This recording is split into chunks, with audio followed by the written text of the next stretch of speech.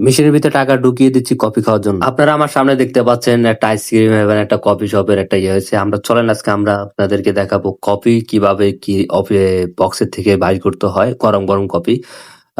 আমার সাথে আমার ক্যামেরাম্যান আছে, তা আমি আপনাদেরকে দেখানোর চেষ্টা করতেছি যে টাকা, মালয়েশিয়া টাকা আমি এটা মেশিনের ভিতরে ৳১ করে ৳২ ঢুকাই দিব এখন। ঢুকিয়ে দেওয়ার পরে এখানে অনেকগুলো অপশন আছে। এই অপশনের মধ্যে আমি কোনটা নিব, ঠান্ডা না গরম? এই গরমের মধ্যে আমি চাপ দিলাম। চাপ দেওয়ার পরে জোরে একটু চাপ দিব। চাপ দেওয়ার পরে যে নিচে দেখতেছেন লাল হলুদ বাতি জ্বলতেছে। হলুদ বাতির ভিতরে হচ্ছে আমাদের কফিটা।